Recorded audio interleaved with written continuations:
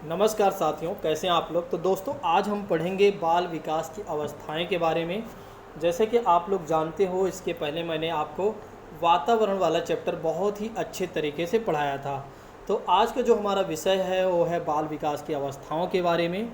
देखिए, पहले भी मैंने आपको बताया है कि यदि आप सी टेट, यूपी टेट और रीट जैसे एग्ज़ामों या सुपर टेट जैसे एग्ज़ामों को क्वालिफाई करना चाहते हैं तो आपको बाल मनोविज्ञान बहुत अच्छे से आना चाहिए। और बाल मनोविज्ञान को जो मैं आपको पढ़ा रहा हूँ, इसके बाद आपको कहीं पर नहीं जाना पड़ेगा। यानी कि मेरे कहने का तात्पर्य ये है कि ना तो आपको किसी यूट्यूब चैनल पर जाना पड़ेगा और ना ही किसी दूसरे टीचर से कुछ और पढ़ने की आवश्यकता पड़ेगी आपको। साथ ही साथ मैं आपसे ये भी कहना चाहूँगा कि इसके लिए आपको कोई भी बुक परचेज नहीं करना है। केवल और केवल आप प्रैक्टिस सेट करिए। जैसे जैसे आपका चैप्टर कंप्लीट होता जाए वैसे वैसे आप क्या करिए, प्रैक्टिस सेट भी करते चलिए या प्रीवियस ईयर के क्वेश्चन को भी आप देखते चलिए। मैं आपको साइकोलॉजी आपके एग्ज़ाम होने तक बहुत अच्छे से करवा दूंगा। बस आप लोगों से विनम्र निवेदन है कि आप वीडियो को अच्छे से पूरा ध्यान से देखें। जब तक आप लास्ट तक नहीं देखेंगे तब तक आपको चीज़ें क्लियर नहीं हो पाएंगी।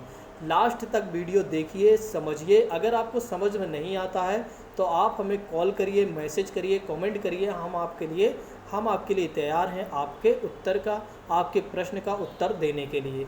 आइए अब बात करते हैं, किसी और बात की चर्चा नहीं करते हुए सीधा अपने टॉपिक पर। देखिए, कहा जा रहा है कि प्रत्येक बालक का जन्म विकासशील प्राणी के रूप में होता है। देखिए, जितने भी बच्चे होते हैं उन सभी का जो जन्म होता है वो विकासशील प्राणी के रूप में होता है और जन्म से लेकर जीवन पर्यंत या जीवन के अंत तक उसका विकास होता रहता है। आप महसूस करिए कि किसी भी बच्चे का या हमें अपने ही बारे में यदि सोचें, हमारा जो जीवन है यानी कि जब हमारा जन्म हुआ था तब से विकास हमारा प्रारंभ हुआ था। आज भी हमारा विकास हो ही रहा है। आगे चलकर जब तक हमारा जीवन रहेगा तब तक हमारा विकास होता रहेगा। जैसे ही हमारे जीवन की लीला समाप्त होगी वैसे ही हमारी विकास की भी लीला या विकास की भी जो गति होगी वो ख़त्म हो जाएगी। क्योंकि जब हम ही नहीं रहें तो विकास किसका होगा। आप खुद ही सोच सकते हैं कि जब व्यक्ति ही नहीं रहा तो उसका विकास कैसे होगा। यानी कि जब देश ही नहीं रहा, आप एक बार सोचिए, जब कोई देश ही नहीं रहा तो उसका विकास कैसे, यानी कि उसके बारे में बात क्या करना। नेक्स्ट बात कही जा रही है कि बालक जब इस संसार में प्रवेश करता है तब उसका शारीरिक और मानसिक विकास नहीं हो पाता है। देखिए, जैसे ही आप सोचिए एक बार कि किसी भी बालक का जन्म होते ही उसका क्या रातों रात तो उसका ना तो शारीरिक विकास होगा और ना ही मानसिक विकास हो पाता है और हो भी नहीं सकेगा। आप कैसे होगा, क्योंकि अभी तो उसने जन्म लिया है और इमीडिएट उसका ना तो तुरंत रातों रात शरीर बढ़ जाएगी और ना ही उसका शारीरिक के साथ साथ उसका मानसिक विकास या मानसिक लेवल ही बढ़ पाएगा। तो इसलिए कहा जा रहा है यहाँ पर कि जैसे ही बालक संसार में प्रवेश करता है या प्रवेश लेता है वह तब तो उसका जो मानसिक तब तक उसका मानसिक और शारीरिक विकास नहीं हो पाता है। नेक्स्ट बातें कही जा रही हैं कि बाल मनोविज्ञान की दृष्टि से देखा जाता है या बाल मनोविज्ञान की दृष्टि से देखा जाए तो बाल विकास को विभिन्न अवस्थाओं में विभाजित करके प्रत्येक अवस्थाओं को अलग अलग अध्ययन करना आवश्यक समझा गया है। देखिए, बात कही जा रही है, यदि आपको बाल मनोविकास या बाल मनोविज्ञान बहुत अच्छे से समझना है तो आपको विभिन्न अवस्थाओं को अलग अलग करके जब आप देखेंगे, अध्ययन करेंगे, तब आपको समझ में आएगा कि कैसे वृद्धि होती है बालक का, कैसे विकास होता है और किस अवस्था में या कौन सी अवस्था में क्या क्या परिवर्तन होते हैं, इसके बारे में आप बेहतर तरीके से समझ पाएंगे। दूसरी बात कही जा रही है कि इन अवस्थाओं के संबंध में मनोवैज्ञानिकों के अनुसार या इन सभी में मतभेद है। आप ये बात जानते हैं कि अगर आप अवस्थाओं को ले लें, अवस्थाओं से तात्पर्य हो गया, अवस्थाओं से तात्पर्य हो जाता है जैसे शैशवावस्था, बाल्यावस्था, किशोरावस्था और प्रौढ़ावस्था। ठीक है, इन अवस्थाओं को यदि आप देखते हैं तो आप खुद ही जानते हैं कि प्रत्येक मनोवैज्ञानिकों ने क्या क्या अपनी अपनी राय अलग अलग दी हुई है। किसी ने कुछ बताया है तो किसी ने कुछ नहीं बताया है, लेकिन हम एक मनोवैज्ञानिक के माध्यम से यानी कि एक मनोवैज्ञानिक को हम देखेंगे और उनके अनुसार क्या बातें कही गई हैं इसको समझने का हम प्रयास करेंगे। जैसे कि डॉक्टर अर्नेस्ट जोन्स महोदय ने कहा है कि विकास की अवस्थाओं को विभाजन में यदि हम देखें तो शैशवावस्था की बात करते हैं तो शैशवावस्था का जो काल माना जाता है वो जन्म से लेकर 5 वर्ष या 6 वर्ष की अवस्था को हम क्या कहते हैं, शैशवावस्था कहते हैं। तो शैशवावस्था के काल को क्या कब से कब तक माना जाता है, तो जन्म से लेकर 6 वर्ष की अवस्था या 5 वर्ष की अवस्था को क्या कहते हैं, शैशवावस्था कहा जाता है। फिर अर्नेस्ट महोदय या अर्नेस्ट जोन्स महोदय ने कहा कि देखिए बाल्यावस्था को मेरा जो मानना है जब 5 वर्ष के बाद की प्रारंभ अवस्था होती है यानी कि 6 से लेकर 12 वर्ष या 6 से लेकर 11 वर्ष के काल को मेरा मानना है कि बाल्यावस्था है। इन्होंने हमें समझाने का प्रयास किया कि देखिए अगर आपको बाल्यावस्था समझना है तो जब बालक की उम्र 6 से लेकर 11 वर्ष हो जाती है या 6 से लेकर 12 वर्ष हो जाती है तो इसके बीच में जो अवस्था होती है, इसके बीच की जो काल होता है उसे हम क्या मानते हैं, बाल्यावस्था मानते हैं। नेक्स्ट बात करते हैं किशोरावस्था। देखिए किशोरावस्था की बात करते हैं जिसके बारे में हम खुशी हो जाते हैं, बहुत ही अच्छी अवस्था, कठोर की अवस्था, कठिन काल की अवस्था, तूफान अवस्था आप जानते हैं, आगे हम पढ़ेंगे। तो 12 से लेकर 12 यानी कि जैसे ही बाल्यावस्था खत्म होती है, इन्होंने कहा कि देखिए कि जैसे ही बाल्यावस्था खत्म होती है वैसे ही किशोरावस्था प्रारंभ हो जाती है।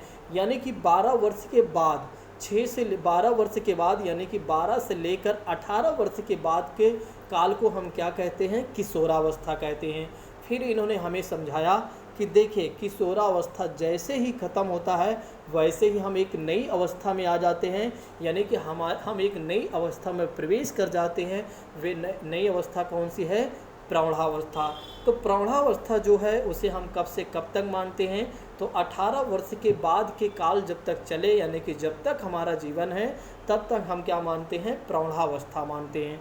देखिए अगर 60 के बाद की बात करते हैं तो वृद्धावस्था की बात की जाती है, लेकिन हमारे सिलेबस में कहा गया है कि केवल और केवल आपको शैशवावस्था, बाल्यावस्था और किशोरावस्था को बहुत अच्छे से समझना है।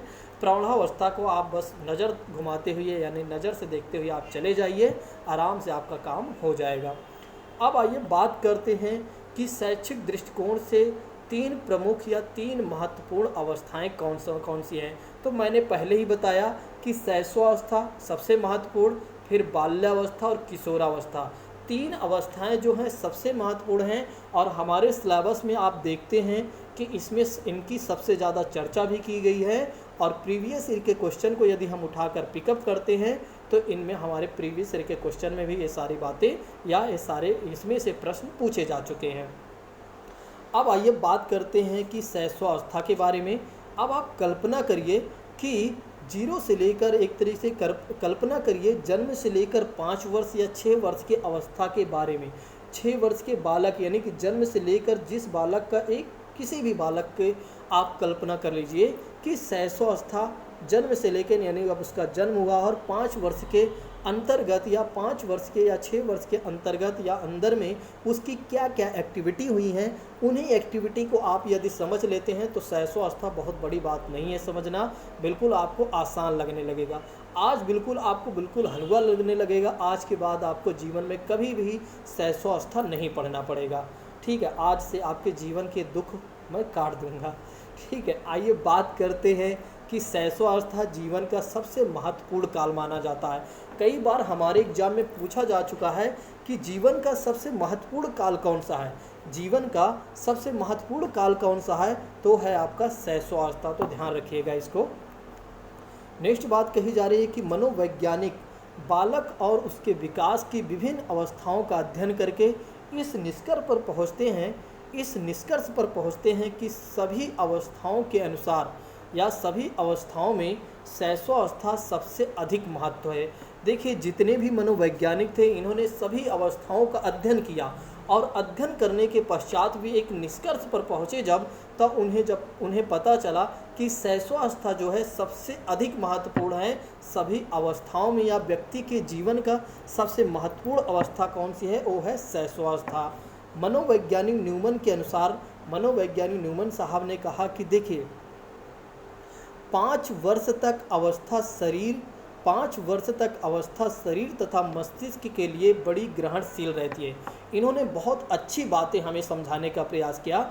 न्यूमन साहब ने कहा कि देखिए 5 वर्ष तक आप देखते हैं कि एक जो बच्चा होता है क्लास 1-2 या कम से कम 2 साल 3 साल 4 साल का बच्चा रहता है, वो अगर आप उसे किताब की आप कविता वाली बुक दीजिए, आप एक बार कल्पना करिए कि कविता वाली उसे बुक दीजिए, यानी कि पोयम वाली उसे बुक दीजिए, तो पूरी बुक का बुक याद कर लेता है। तो वही बातें इन्होंने कहा कि 5 वर्ष तक अवस्था में शरीर तथा मस्तिष्क के लिए सबसे ग्रहणशील रहती है। यानी कि जो भी चीज़ें आप देखते हैं या जो भी चीज़ें आप उसे सिखाते हैं, उसके दिमाग में सब कुछ चला जाएगा, बिल्कुल उससे ग्रहण कर लेगा। नेक्स्ट बातें कही जा रही हैं कि शैशवावस्था में जो कुछ भी सिखाया जाता है। नेक्स्ट बात कही जा रही है, समझिएगा कि शैशवावस्था में जो कुछ भी सिखाया जाता है उसका प्रभाव तत्काल पड़ता है। देखिए आप जानते हैं कि बच्चों को इस अवस्था में 0 से लेकर 5 वर्ष की अवस्था है, 0 से 6 वर्ष की अवस्था में आप बच्चे को कुछ भी सिखाइए, XYZ कुछ भी सिखाइए, उसका प्रभाव तत्काल पड़ता है।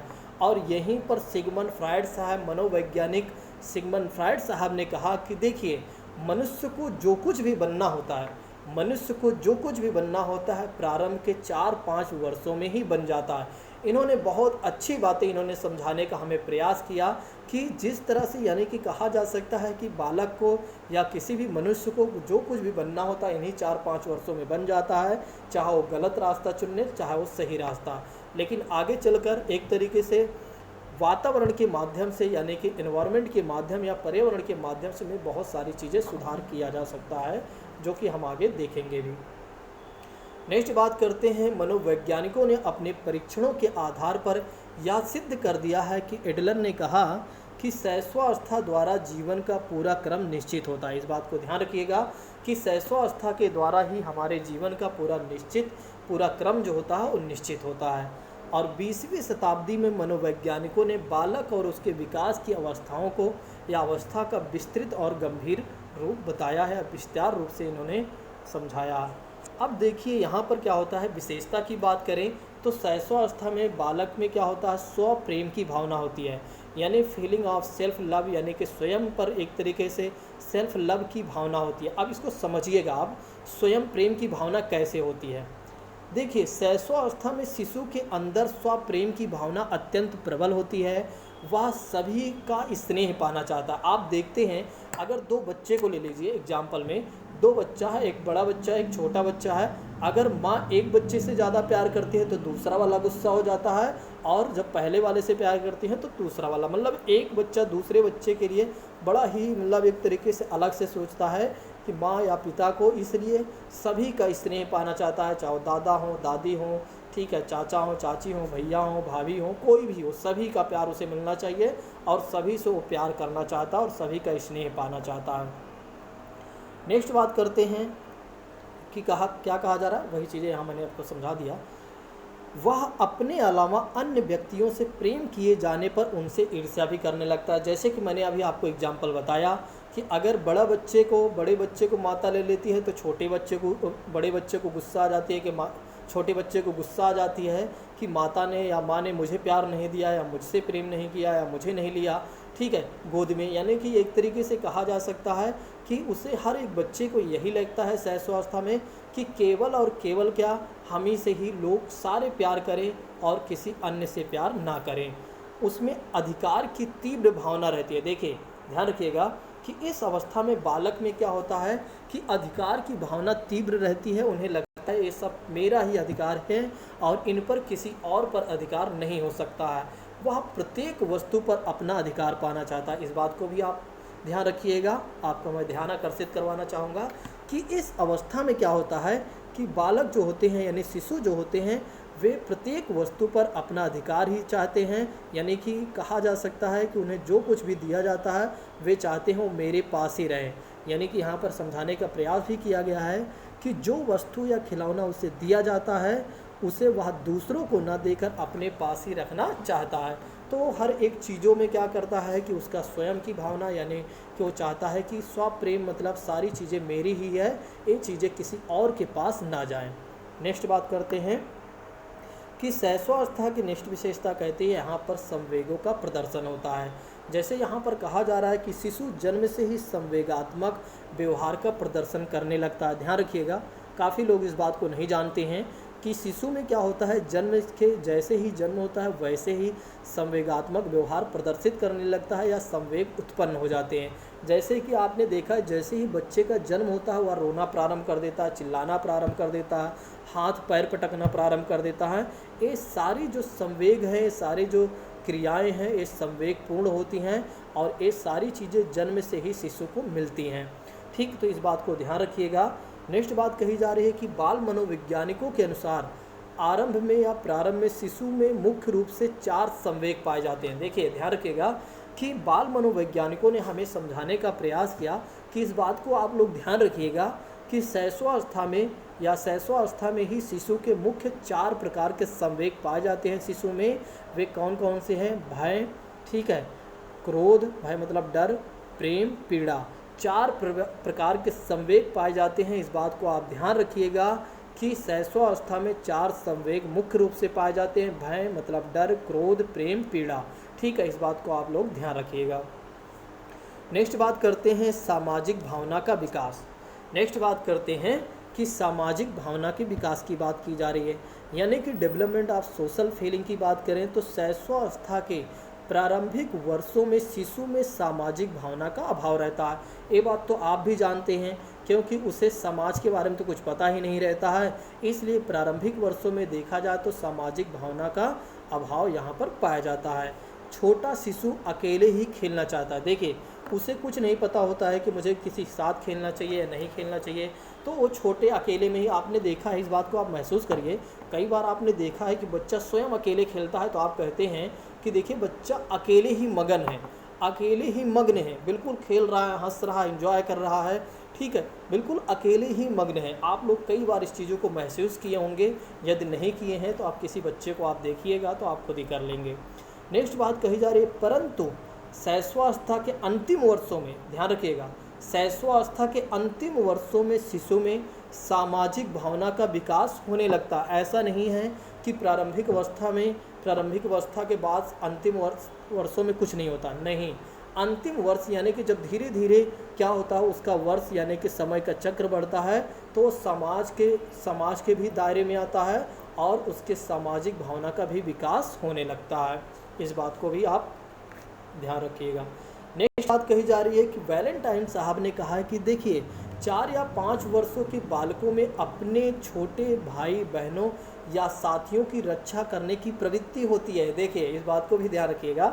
यहाँ पर आपने देखा है कि जब बच्चा 4 या 5 वर्ष का हो जाता है तो उसे लगता है कि मैं ही बाहुबली हूँ, ठीक है। वो अपने छोटे भाई बहनों के अगर किसी ने मार दिया तो उसे वो भी जाकर 2-3 थप्पड़ मार देता है, ठीक है। अगर किसी ने किसी का सामान ले लिया तो उससे जाकर छीन लाता है कि मैं बाहुबली हूँ, ठीक है, मैं बड़ा हूँ, तो इसलिए उसके रक्षा करने की भी प्रवृत्ति होती है, ठीक है। यहाँ पर आपने देखा होगा, ठीक है। नेक्स्ट बात कही जा रही है कि वह 2 से 5 वर्ष तक के बच्चों के साथ खेलना प्रारंभ करता है, पसंद करने लगता है। देखिए, जब वह 2 साल का हो जाता है या 5 वर्ष का हो जाता है या 5 वर्ष तक के बच्चों के साथ क्या करता है, खेलना भी पसंद करता है, क्योंकि अब आप एक थोड़ा से आगे बढ़िए, अब आपका सोच का दायरा थोड़ा बड़ा होना चाहिए।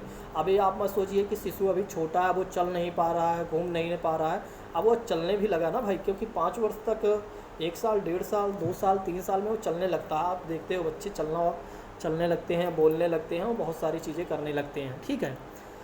नेक्स्ट बात कही जा रही है कि वह अपनी वस्तुओं में दूसरों को भी साझीदार बनाने लगता। अभी आपने देखा था कि बच्चा जब छोटा था तो अपनी वस्तुओं को अपने पास ही रखने का उसके पास अधिकार हुआ करता था, ठीक है। लेकिन अब क्या करता है, अब जो उसके पास वस्तुएं होती हैं उसको दूसरे के साथ भी साझा करता है, सभी मिलजुल कर खेलने का प्रयास करते हैं, खेलने लगते हैं। वह दूसरों, नेक्स्ट बात कही जा रही है कि वह दूसरे बच्चों के अधिकारों की भी रक्षा करता है और दुख को उनको सांत्वना देने का भी प्रयास करता है। आपने एक चीज़ ये भी देखिएगा, समझिएगा, इस बात को आप महसूस करिएगा। कई बार क्या होता है, बच्चे आपस में खेलते हैं और जब वे आपस में खेलते रहते हैं तो कुछ बच्चे होते हैं खेलते खेलते लड़ाई कर लेते हैं, या कुछ बच्चे क्या होते हैं गिर जाते हैं, या कुछ बच्चों के पास खिलौना होता है और किस बच्चे के पास खिलौना नहीं होता है। तो दूसरा वाला बच्चा क्या करता है, उनको सांत्वना देता है कि देखिए भैया तुम शांत रहो, हमारे पास खिलौना है, हमारे पास बैट बॉल है, हम इसी के साथ दोनों लोग खेल लिया करेंगे या सभी लोग खेल लेंगे, ठीक है। या किसी ने मार दिया या गिर गया तो बोलता है कहाँ चोट लगी है, बिल्कुल ठीक हो तुम, बढ़िया हो, ठीक है। देखिए एक बहादुर लड़का, मेरी मम्मी समझाती हैं कि बहादुर लड़के के लगते ही वो लगता कहीं नहीं है, वो खड़ा हो जाता है। मतलब एक तरीके से एक सांत्वना, एक प्रोत्साहन देते हैं। इस बात को आपने कभी महसूस किया है तो ठीक है, नहीं किया है तो आप महसूस करिए आप लोग, ठीक है। चलिए नेक्स्ट बात करते हैं। नेक्स्ट विशेषता कहती है कि यहाँ मूल प्रवृत्त्यात्मक व्यवहार भी देखने को मिलता है, ठीक है। तो यहाँ पर कहा जा रहा है कि इस अवस्था में बच्चों का या बच्चे का अधिकांश व्यवहार मूल प्रवृत्तियों पर आधारित होता है। देखिए यहाँ पर क्या होता है कि बच्चों में क्या होता है, जो उनका अधिकांश यानी ज़्यादातर व्यवहार जो होता है वो मूल प्रवृत्तियों पर आधारित होता है। अब मूल प्रवृत्तियों से क्या तात्पर्य है, जैसे कि भूख लगने पर वह रोता है या क्रोधित होता है, और जो भी वस्तुएं उसके पास होती हैं उसी को मुंह में वह डाल लेता है। अब आप सोचिए कि बच्चा छोटा है, अब एक महसूस करिए, एक बार इसको एंजॉय से पढ़िए आप लोग, ठीक है। बच्चा छोटा है, अब इसे भूख लगी तो बोल नहीं पा रहा तो रोएगा, क्रोधित होगा, और जो भी वस्तुएं होती हैं वो खाने लगता है। आपने देखा कई बार खिलौने खाता रहता है बच्चा। कई बार आपने देखा है कि अगर आपने गांव में देखा होगा, या हम अपने जीवन के बारे में बात करें, ठीक है, हो सकता है हमें याद नहीं है लेकिन महसूस तो है हम सबको, ठीक है, कि हम क्या करते थे, छोटे थे और गांव में खेलते थे, या गांव वगैरह में जो लोग रहते थे, ठीक है, उनके बच्चे ज़्यादातर मिट्टियों में खेलते थे, ठीक है। अब देखिए एक मिट्टी में जो खेलते थे उनका एक अलग ही रूप होता है, एक बहुत ही मजबूत किस्म के लड़के होते हैं। देखिए मेरा कहने का, समझाने का बात अलग है, इस बात को आप लोग समझिएगा, इस पर मेरा कोई टिप्पणी जनिक बातें नहीं है, नहीं कुछ लोग बोले कि नहीं ये सब गलत बातें हैं। देखिए ये बहुत अच्छी बात है और सत्य बात है, इस बात को कोई नहीं झुटला सकता है। अगर बालक को आप खेलने के लिए, एक बार आप सोचिएगा, मैं आपको जो बताने चल रहा हूँ समझिएगा। देखिए अगर बालक को आप फर्श पर छोड़ देते हैं खेलने के लिए, तो उसको वो चीज़ें, वो प्रोडक्टिविटी नहीं मिल पाएगी जो आप वाकई में चाहते हैं। लेकिन अगर उसी बालक को आप मिट्टी में, यानी कि जैसे आप बाहर छोड़ दीजिए खेलने के लिए, अब तो गांव, अगर शहर में आप रहते हैं तो ऐसी चीज़ें कम देखने को मिलता है, लेकिन गांव वगैरह में जैसे आप द्वार बोलते हैं घर के बाहर, ठीक है, या आंगन होता है, ठीक है, तो वहाँ पर आप छोड़ दीजिए बालक को। अब वहाँ पर आप छोड़ दीजिए, अब देखिए वो कैसे खेलता है, और वहाँ पर उसे बहुत ही मज़ा आएगा, मिट्टियों से खेलेगा, मिट्टियों के साथ एंजॉय करेगा, ठीक है। हाँ, अब वहाँ पर मैं आपको इसलिए बता रहा था कि जब उससे गुस्सा आता है या कुछ नहीं पाता है तो मिट्टी भी खा जाता है, ठीक है, कुछ भी खा जाता है। कुल मिलाकर इस बात को ध्यान रखिएगा आप लोग। नेक्स्ट बात करते हैं कि काम प्रवृत्ति, सहस्वावस्था में काम प्रवृत्ति भी देखने को मिलती है। काफ़ी लोग इस लोग को नहीं जानते, काफ़ी लोग इस बात को नहीं जानते होंगे, लेकिन आज उन्हें इस चीज़ को पहली बार पता चलेगा। आप लोग कमेंट करके बताइएगा कि हाँ सर हमें पहली बार पता चला है या पहले से हम जानते थे। फ्रायड साहब ने कहा कि देखिए सहस्वावस्था में काम प्रवृत्ति होती है, सहस्वावस्था में काम प्रवृत्ति होती है बच्चों में, किंतु शिशु उसकी अव्यक्ति वयस्कों के सामने नहीं कर पाता है। जैसे कि माँ का स्तनपान करना, हाथ पैर के अंगूठे चूसना, ये सब शिशु के काम प्रवृत्ति के सूचक दर्शा रहे हैं। देखिए ये सब शिशु के क्या हैं, काम प्रवृत्ति के सूचक हैं, ठीक। तो सहस्वावस्था आई होप कि आप लोगों को समझ में आया होगा। अब आइए बात करते हैं और भी चीज़ें सहस्वावस्था में। देखिए सहस्वावस्था में नैतिक भावना का अभाव भी पाया गया है। इस अवस्था में क्या है कि बालकों में नैतिक भावना का अभाव भी पाया गया है। क्यों पाया गया है, आइए समझते हैं। देखिए उसे अच्छे बुरे, उचित अनुचित बातों का ज्ञान होता नहीं है। आप सोचिए एक बार, खुद ही आप महसूस करिए कि 2 से लेकर या 0 से लेकर 2-3 साल 4 साल तक के बच्चों को क्या पता होगा, ठीक है, उसे क्या सही है क्या गलत है उसे कैसे समझ में आएगा, ठीक है, आगे चलकर उसे समझ में आएगा। लेकिन यहाँ पर क्या होता है कि सहस्वावस्था में बालकों में नैतिक भावना का अभाव पाया गया है। इस बात को ध्यान रखिएगा। और वह वही कार्य करता है, वह शिशु वही कार्य करते हैं या करता है जिसमें उसे आनंद आता है, भले ही वह अनैतिक हो या नैतिक हो। देखिए शिशु को वही काम करने में अच्छा लगता है, चाहे वो नैतिक हो या अनैतिक हो। जैसे कि आप अगर कभी हनुमान जी एपिसोड देखे हों तो हनुमान जी की बातें आपने कलाकारी देखी हुई होगी, अगर नहीं देखा है तो आप एक बार देखिएगा। उनके भी सहस्वावस्था के कुछ काल रहे। या भगवान कृष्ण के आपने देखा हो और भगवान कृष्ण के देखा हो बाल्यावस्था और शैशवावस्था दोनों काल में आपने देखा हो तो ठीक है, आप महसूस कर सकते हैं। नहीं देखा है तो अब आपको देख लेना चाहिए एक बार।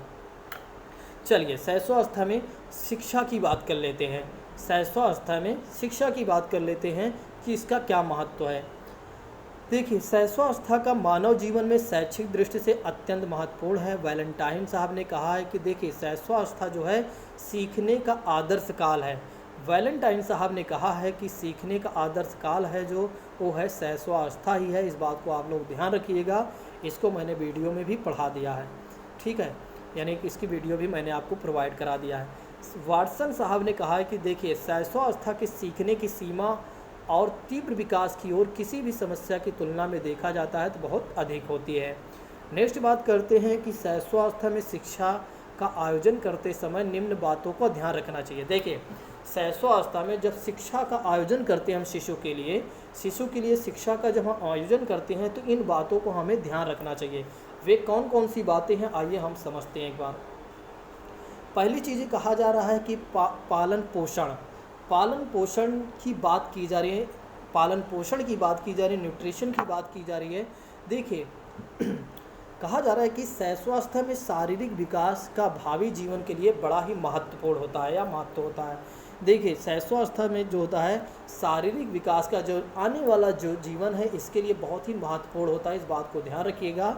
शारीरिक और मानसिक विकास के लिए पौष्टिक एवं संतुलित भोजन करवाना या देना उन्हें परम आवश्यक है। देखिए अगर उन्हें अच्छे रूप से यदि उनका मानसिक विकास या शारीरिक विकास हमें करना है तो हमें क्या करना चाहिए कि पौष्टिक और संतुलित भोजन उन्हें देना चाहिए, इस बात को हमें ध्यान रखना चाहिए, ठीक है। एक माता या पिता होने के कर्तव्य हमें इन बातों को बिल्कुल ध्यान रखना चाहिए।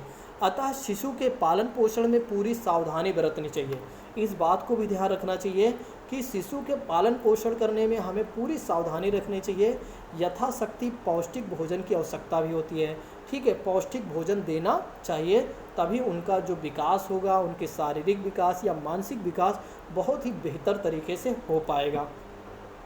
अगली बात करते हैं यानी नेक्स्ट पॉइंट की बात करते हैं, एक अनुकूल वातावरण होना चाहिए, यानी कि उनके फेवरेबल इन्वायरमेंट होना चाहिए, उनके अनुसार इन्वायरमेंट होना चाहिए। शांत और स्वस्थ वातावरण में ही बालक का बहुमुखी विकास हो सकता है। देखिए आप जानते हो, इस बात को समझिएगा या आप जानते होंगे कि जितना शांत माहौल होगा या जितना अच्छा माहौल होगा और जितना अच्छा उनका स्वास्थ्य होगा, उनका जो विकास होगा यानी मल्टी डायमेंशनल विकास होगा, मल्टी डायमेंशनल डेवलपमेंट होगा। अतः घर और विद्यालय का वातावरण अनुकूल होना आवश्यक है। देखिए अगर बच्चे के अनुसार उनका विद्यालय है, उनका घर है, तो उनको बहुत ही खुशी मिलेगी। आप खुद ही सोचिए, बच्चा है अगर उसे घर में डांटा जा रहा है, उसके अंदर डर आ जाएगी, जब वो डर आ जाएगी किसी चीज़ के तो वो बोल नहीं पाएगा। विद्यालय में भी अगर सही माहौल नहीं है तो बच्चों में क्या होगा कि डर की भावना आ जाएगी और विद्यालय वे नहीं जा पाएंगे। अनुकूल वातावरण के अतिरिक्त उन परिस्थितियों की व्यवस्था करनी चाहिए जिससे बालक को अपने सुरक्षित और प्रफुल्लित महसूस करे। देखिए इतना ही नहीं बल्कि हमें उन चीज़ों या उन व्यवस्थाओं को भी ध्यान में रखना चाहिए या उस प्रकार की व्यवस्था करनी चाहिए कि बच्चों को किसी भी प्रकार की समस्या ना हो और वे अपने आप को हमेशा सुरक्षित महसूस करें और हमेशा अपने आप में खुशी महसूस करें। नेक्स्ट बात कही जा रही है कि वात्सल्यपूर्ण व्यवहार की बात की जा रही है। देखिए अफेक्शनेट बिहेवियर आपका होना चाहिए। माता पिता यानी अफेक्शनेट बिहेवियर का मतलब हो गया कि वात्सल्यपूर्ण व्यवहार, यानी कि यहाँ पर कहने का तात्पर्य है कि माता पिता, अभिभावक और अध्यापक का कर्तव्य बनता है कि वे शिशु के साथ यथासंभव स्नेह युक्त और वात्सल्यपूर्ण व्यवहार करें। इस बात को ध्यान रखिएगा, एक माता पिता या अभिभावक या टीचर होने के नाते आपका कर्तव्य बनता है कि आप डांटे ना बच्चों को। आप बिना डांटे भी बच्चों को पढ़ा सकते हैं, समझा सकते हैं, या आप माता पिता हैं तो बच्चे को समझा सकते हैं और उसे एक तरीके से प्रोत्साहित कर सकते हैं। यानी कि आपका व्यवहार जो होना चाहिए बिल्कुल स्नेहपूर्ण होना चाहिए। ऐसा नहीं होना चाहिए कि उसने कांच का एक आपका गिलास तोड़ दिया तो आपने उसको बहुत मारा, ठीक है, और विद्यालय पे एक दिन वो नहीं गया तो दूसरे दिन टीचर ने उसकी ज़बरदस्त ठुकाई कर दी। तो ये गलत तरीका है, बहुत ही गलत तरीका है। इससे बालक में डेली विद्यालय नहीं जाने की भावना हमेशा बनी रहती है और उनके अंदर डर की भावना रहती है। और इसीलिए कई बार आपने देखा है कि कुछ बच्चे ऐसे होते हैं जो हमेशा शांत रहते हैं। तो इसका मतलब यह है कि वे शांत इसलिए रहते हैं, हो सकता है उनके साथ कुछ ऐसी घटना हो गई हो जिसके कारण वे अपनी बातों को नहीं कह पा रहे हैं और नहीं उजागर कर पा रहे हैं, और जो अपने अंदर ही अंदर रख कर घुटन महसूस कर रहे हैं। इसलिए आपका जो स्नेह, इसलिए आपका जो व्यवहार हो स्नेहपूर्ण हो, ताकि बच्चे अगर किसी प्रकार के उनको दिक्कतों का भी सामना करना पड़े तो वो अपनी बातों को आपसे कह सकें और वे अपनी बातों को आपको समझा सकें और आप उन्हें प्रोत्साहित कर सकें। शिशुओं को बात बात पर डांटना और पीटना नहीं चाहिए, उनकी आवश्यकताओं की अवहेलना भी नहीं करनी चाहिए। कई बार क्या होता है कि कुछ बच्चे कुछ बोलने का प्रयास भी करते हैं तो टीचर उन्हें डांट कर भगा देता है, डांट कर उन्हें बैठा देता है, या माता पिता उन्हें क्या करते हैं या उनके घर के अभिभावक क्या करते हैं, उन्हें डांट कर बैठा देते हैं और उनकी बातों को या उनकी बात को उन तक अपने तक पहुंचने ही नहीं देते, यानी कि वे अपनी बात ही नहीं रख पाते हैं। तो ये बहुत ही गलत तरीका है। अगर आप इस तरह से ऐसे करते हैं, यदि आप एक टीचर हैं, यदि आप एक माता पिता हैं, यदि आप एक अभिभावक हैं, तो आप ऐसे कार्य यदि करते हैं तो आप बहुत ही गलत है, आप एक अनैतिक व्यक्ति हैं, आपको ऐसा नहीं करना चाहिए। ठीक है, इस बात को आप लोग ध्यान रखिएगा। ठीक, नेक्स्ट बात करते हैं उत्तम आदतों का निर्माण। ठीक है, वीडियो बड़ी हो रही है अब, लेकिन इस बात को मुझे चिंता नहीं है, वीडियो बड़ी हो या क्या हो, ठीक है, लेकिन मैं आपको बेहतर तरीके से दोस्तों समझाऊंगा। ठीक है, कुछ भी हो जाए, ठीक, वीडियो कितनी भी बड़ी बने इस बात की मुझे चिंता अब नहीं है। ठीक है, आज तक जो मेरी वीडियो अच्छे से नहीं जा पा रही तो उसके पीछे का मूल कारण ये है कि मैंने हमेशा टाइम बाउंडेशन लेकर आपको पढ़ाया, और जिसके कारण क्या हुआ, टाइम बाउंडेशन की वजह से मेरी जो वीडियो बन पाती थी वो बहुत ही सही नहीं बन पा, बहुत बेकार बन जाती थी।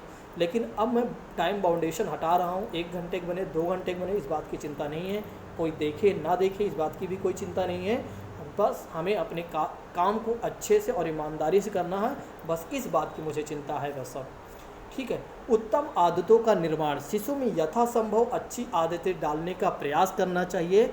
अध्यापक और अभिभावक को चाहिए कि वे शिशु को बड़े का आदर करना और गुरुजनों का पालन करवाना और सच बोलना, समय पर काम करना आदि आदतों को सिखा देंगे। यहीं से आपका कर्तव्य बन जाता है। यदि आप एक अच्छे अभिभावक हैं, यदि आप एक माता पिता हैं, तो आपका कर्तव्य बनता है कि आप बच्चों में अच्छी आदतों का निर्माण करें, क्योंकि आपके द्वारा दी गई शिक्षा ही बच्चों के जीवन में आगे चलकर वही काम देगी। ठीक है, तो यहाँ पर कहा जा रहा है आपका कर्तव्य बनता है कि आप बच्चों को डांटे नहीं, बल्कि उन्हें अच्छी बातें, अच्छी आदतें डालने का प्रयास करें। कहें कि आपसे बड़े हैं, इनका सम्मान करना चाहिए, इनका पैर छूना चाहिए, इनसे प्यार करना चाहिए, हर वो चीज़ें आप बताइए जिससे कि उनके नैतिक गुणों में विकास हो सके। सिंपल सी बात ये कही जा रही है। नेक्स्ट बात कही जा रही है दोस्तों कि मानसिक विकास के क्रियाओं के अवसर, अपॉर्चुनिटीज़ फॉर मेंटल एक्टिविटीज़ की बात की जा रही है कि इस अवस्था में बालक मानसिक दृष्टि से पूर्ण विकसित नहीं होता। आप ध्यान रखिएगा कि इस अवस्था में आप खुद ही सोचिए, क्या आप विकसित थे? क्या आपका माइंड इतना विकसित हो चुका था कि आप सब कुछ जानते थे? नहीं, आपका भी माइंड इसी तरह रहा होगा। आप एक माता पिता भले ही आज हैं, आप ये सोचिए कि जो आज मैं बोल रहा हूँ बच्चों के लिए, क्या मेरा जो जीवन था या जो जब मैं इस वर्ष का था या इस समय था, इस काल में, क्या मुझ में इतनी शक्ति थी, इतनी क्षमता थी, क्या इतना मेरा माइंड विकसित था कि मैं सब कुछ बता सकता था? नहीं, आप ऐसे नहीं रहे होंगे। ये आपका जो जीवन है 25 साल, 30 साल, 26 साल, 34 साल, 35 साल, ये आज का जीवन है। ये धीरे धीरे एक विकास आपका हुआ।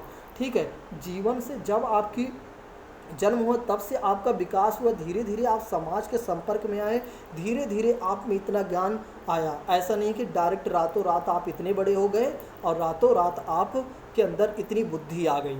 ठीक है, ऐसा कुछ भी नहीं है, इस बात को समझिएगा आप लोग। ठीक, नेक्स्ट बात करते हैं कि बालक की आयु और मानसिक क्षमता को दृष्टिगत रखते हुए शिक्षण देना चाहिए। आप एक टीचर हैं, यदि आप एक माता पिता हैं, तो आपका कर्तव्य बनता है कि बच्चों को आप उसी तरह से शिक्षण दें या शिक्षा दें कि जिस तरह के या उनका जितना मानसिक क्षमता है, यानी कि उनकी जितना मेंटल एबिलिटी है, उतना ही जितना वे उनकी मेंटल एबिलिटी काम करती है उसके अनुसार ही उन्हें आप काम दें या शिक्षा दें या होमवर्क दें, इन वक्त को आप ध्यान रखिएगा। ठीक है, नेक्स्ट बात करते हैं जिज्ञासा की संतुष्टि, सेटिस्फैक्शन ऑफ क्यूरियोसिटी की बात की जाए। बहुत ही अच्छी बात यहाँ पर कही जा रही है। देखिए, इस अवस्था में शिशु में जिज्ञासा की प्रवृत्ति हमेशा बनी रहती है और बहुत ही ज़्यादा बनी रहती है। ऐसा नहीं है कि बिल्कुल थोड़ी मोड़ी, यहाँ पर वे हर चीज़ों को जानने का प्रयास करते हैं। कहा जा रहा है कि वह सदा अपने इस अवस्था में वह सदा अपने निकटवर्ती वातावरण के बारे में जानकारी की इच्छा रखता है और उसके बारे में प्रश्न करता है। अतः अध्यापकों और अभिभावकों का दायित्व है कि वे शिशु द्वारा किए गए प्रश्नों का सही उत्तर देकर उसकी जिज्ञासा को शांत करें। देखिए, यहाँ पर आपका कर्तव्य बहुत अच्छा बन जाता है। यदि आप एक अभिभावक हैं, एक टीचर हैं, एक माता पिता हैं, तो बच्चे के मन में जो प्रश्न है उसका उत्तर आप दें। ठीक, नेक्स्ट बात की जाए व्यक्तिगत विभिन्नता भी देखने को मिलती है। आप जानते हैं कि सारे बच्चे एक जैसे नहीं होते, इंडिविजुअल डिफरेंसेस होती हैं। कुछ बच्चे ऐसे होते हैं जिनका एक तरीके से ग्रहणशील बहुत ज़्यादा होता है, कोई भी चीज़ें आप बताइए जल्दी सीख जाते हैं। कुछ बच्चे ऐसे होते हैं जिनकी बुद्धि मंद बुद्धि होती है, वे जल्दी चीज़ों को नहीं अडॉप्ट कर पाते हैं। तो आपने एक चीज़ों को देखा है कि शैशवावस्था की विशेषता ये भी है कि व्यक्तिगत विभिन्नता पाई जाती है। ठीक है, तो शैशवावस्था ही नहीं, सभी अवस्थाओं में व्यक्तिगत विभिन्नता पाई जाती है। नेक्स्ट बात करते हैं, और लास्ट 2 पॉइंट और बचे हैं दोस्तों, ध्यान रखिएगा। वार्तालाप के अवसर, अपॉर्चुनिटीज़ फॉर कन्वर्सेशन भी देना चाहिए। ठीक है, यानी कि आपका कर्तव्य बनता है कि वार्तालाप के अवसर भी आप दें। यह भाषा विकास की सबसे महत्वपूर्ण या अत्यंत महत्वपूर्ण एक तरीके से विशेषता है कि वार्तालाप के अवसर दें। माता पिता और अध्यापकों को शिशु को छोटी छोटी कहानियाँ एवं कविताएं सुनाने और याद करने का अवसर भी देना चाहिए। देखिए, आप क्या करें, आप एक टीचर हैं या आप एक माता पिता हैं, तो बच्चों को, यानी कि वार्तालाप से तात्पर्य क्या हो जाता है, अब आप कल्पना करिएगा, मैं आपको बताता हूँ, इस बात को समझाता हूँ। देखिए, मान लीजिए आप एक माता पिता या आप एक पिता हैं या माता हैं या एक आप टीचर हैं, तो बच्चे को आप, जैसे कि अब बच्चे को पढ़ाना कैसे, मान लीजिए कई बार आप सोचते हैं, जैसे आपका स्वयं का बच्चा है, या मान लीजिए आप टीचर हैं या स्वयं के बच्चे को देख लीजिए, एक एग्जांपल में आप समझ जाएंगे। अगर बच्चे को आप क्या करिए, आपको बहुत अच्छा सिखाना, तो आप बच्चे के पास लेट जाइए। जब बच्चा एक खुश माहौल में हो तब बच्चे के पास आप लेट जाइए और बच्चे को पढ़ाना शुरू करिए या कहानी बताइए। जब उसे आप कहानी बताइए किसी बारे में, तो उस कहानी में आप प्रश्न भी ध्यान रखिए, उस कहानी में आप प्रश्न पूछिए कि बेटा राजा कौन था, ठीक है, उसमें उस व्यक्ति का नाम क्या था, वो रामू काका कौन थे, वो शेर क्या था, शेर ने क्या उसको किया था कि नहीं। उनसे हजारों प्रश्न करिए। जब आप ज़्यादा से ज़्यादा बच्चे को प्रश्न करेंगे तो उनका आपके साथ वार्तालाप होगा, और जब आपका उनके साथ वार्तालाप होगा तब उनमें क्या होगा कि विशेषताएं, तब उनमें क्या होगा, उनके मानसिक विकास बढ़ेगा, और उनका मानसिक विकास बढ़ेगा और आपके प्रति उनका आकर्षण भी बढ़ेगा। उसी तरह यदि आप टीचर हैं तो आप पूरे क्लास को एक कहानी बताइए कि एक लोमड़ी थी जिसे अंगूर खाने बहुत चाहती थी, लेकिन जब वह नहीं पकड़ पाई तो वो एक तरीके से अंगूर खट्टे है की बात कही थी। तो उसमें लोमड़ी कौन थी, और उसमें 2-4-10 कहानियाँ और जोड़कर उनसे प्रश्न करिए। जब आप प्रश्न करेंगे तो बच्चे खुशी होंगे और सब बताने का प्रयास करेंगे, कंपटीशन होंगी, और जब कंपटीशन होगा तो बच्चों को अच्छा लगेगा तो आपके प्रति आकर्षण बढ़ेगा। ठीक है, और इससे विद्यालय में या शिक्षा व्यवस्था में भी सुधार हो सकती है। शिक्षा में संगीत का स्थान बहुत ही महत्वपूर्ण रखता है। इस अवस्था में अगर बच्चों को आप शिक्षा देते हैं तो शिक्षा का भी बहुत ही महत्वपूर्ण स्थान रखता है, क्योंकि बच्चों को संगीत सुनना बहुत अच्छा लगता है। जिस तरह से उन्हें कहानी सुनना अच्छा लगता है, उसी तरह गीतों के माध्यम से आपको पढ़ाना भी चाहिए, या बच्चों को एक तरीके से शिशु विद्यालय में शिक्षा कार्य के लिए गीतों का भी प्रयोग करना आवश्यक है। यानी कि यहाँ पर कहने का मतलब ये है कि उनको संगीत प्रिय बहुत ज़्यादा होता है।